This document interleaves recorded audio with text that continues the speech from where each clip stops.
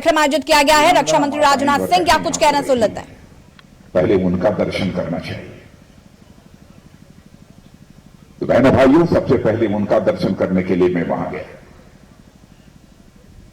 कुछ भी मैं बोलना प्रारंभ करूं उसके पहले सभी अपनी इन वीरांगना माताओं बहनों के समक्ष अपना शीश झुकाकर उन्हें मैं प्रणाम करता हूं और जो हमारे शहीद हुए हैं उनकी स्मृति को भी मैं नमन करता हूं। और मैं श्री गणेश जोशी को बधाई देना चाहता हूं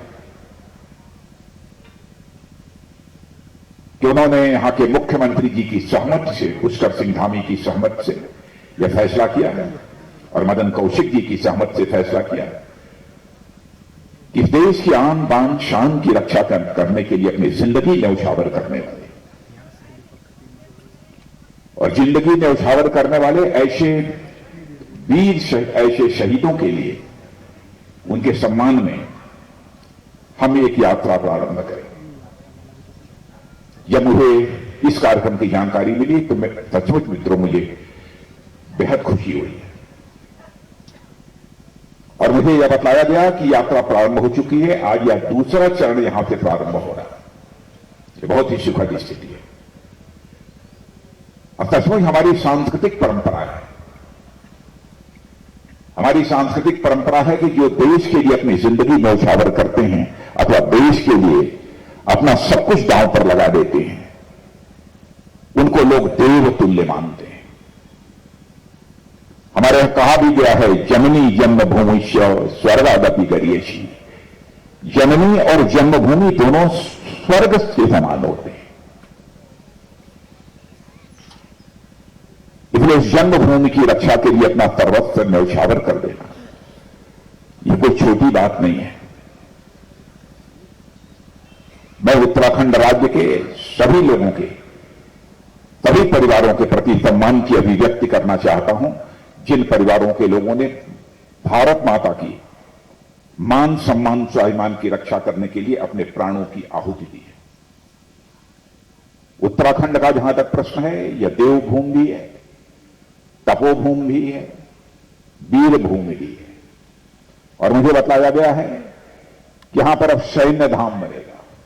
मैं जानता हूं कि यहां पर 4 धाम हैं, गंगोत्री धाम, यमुनोत्री धाम, केदार धाम और बद्री धाम। ये 4 धाम हैं और भी उत्तराखंड सरकार यहां पर 4था धाम सैन्य धाम बना देती है तो मैं समझता हूं कि यह 5वां धाम होगा इस उत्तराखंड की धरती पर बहनों भाइयों।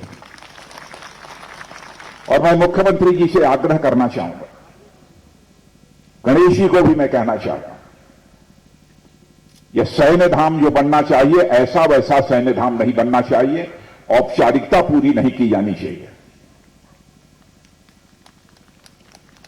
जितने भी हमारे शहीद हुए हैं उन शहीद परिवारों से मिट्टी वहां आनी चाहिए और ठीक तरीके से कलश में उसकी वहां पर पूजा विधिवत की जानी चाहिए।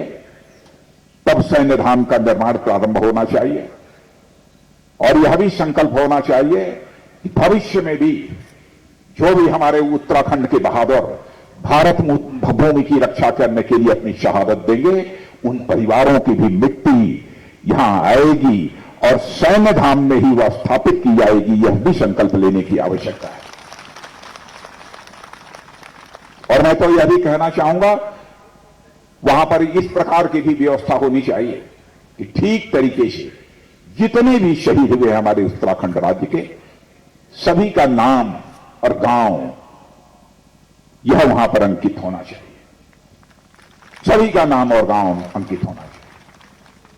और मैं तो यह भी चाहूंगा कुछ इस प्रकार की व्यवस्था कीजिए कि मान लीजिए उत्तराखंड का किसी शहीद परिवार का कोई नौजवान दुनिया के किसी कोने में बैठा हुआ है और जिस दिन उसके परिवार के उस सदस्य शहीद हुआ है, यदि उसको अपनी उस दिन श्रद्धांजलि वह अर्पित करना चाहता है अथवा उसकी स्मृति को नमन करना चाहता है, तो वहां से अमेरिका में बैठा है तो अमेरिका से ही डिजिटली वह अपने उस परिवार के सदस्य को जो शहीद हुआ है अपनी श्रद्धांजलि अर्पित कर सके, इस प्रकार की व्यवस्था भी की जानी चाहिए। और आजकल के इस तकनीकी युग में इस प्रकार की व्यवस्था की जा सकती है। मैं तो मानता हूं कि सचमुच उत्तराखंड की हर गली, उत्तराखंड का हर शहर, उत्तराखंड का हर नगला, ये सभी अपने लिए एक पवित्र धाम है। लेकिन एक व्यवहारिक रूप से सैन्य धाम बनाना एक अच्छी सोच है और मैं इसका उसमें स्वागत करता हूं। बहनों भाइयों, अभी कुछ ही दिनों पहले मैं गया था गढ़वाल, वीर चंद्र सिंह जी गढ़वाली की प्रतिमा का अनावरण करने। सचमुच वहां पर जो मैंने उत्साह देखा वो अद्भुत था। मेरा भी मानना था कि गढ़वाली जी को उचित सम्मान मिलना चाहिए और उचित सम्मान हमारी उत्तराखंड की सरकार ने भी उनको दिया है, इसमें कहीं दो मत नहीं। जैसा अजय भट्ट जी ने बतलाया, करीब 2 दिन पहले ही मैंने 18 तारीख को, परसों ही मैं रिजांगला गया था। जैसा मुझे बतलाया गया, चीफ ऑफ डिफेंस स्टाफ ने बतलाया, आर्मी चीफ ने, वहां मौजूद सारे लोगों ने, कि आज तक कोई डिफेंस मिनिस्टर रिजांगला में आया नहीं था। पहले भी मुझे बतलाया गया। रिजांगला में इस बार भी क्या हुआ है इसकी आप सबको जानकारी हो।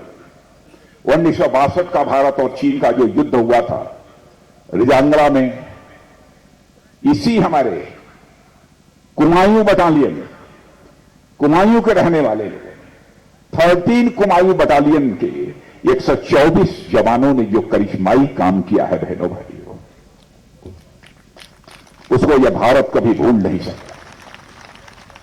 जब हमने उनकी शौर्य और पराक्रम की गौरव गाथा सुनी, तो मैंने चीफ ऑफ डिफेंस स्टाफ और आर्मी चीफ को मैंने कहा कि मैं वहां जाऊंगा। और यह अपना विचार 5 महीने पहले मैंने व्यक्त किया। मैंने कहा कि वहां पर कुछ स्मारक बना है कि नहीं बना है तो कैसा बना है। तो बताया साहब, एक बना तो है, यहां पर हमारे 114 जवान जो शहीद हुए थे, स्मारक बना है। लेकिन वैसे ही वो करके एक जैसे सामान्य एक स्मारक होता है वैसा। और यहाँ पर पिथौरागढ़ में आपको बता दें, रक्षा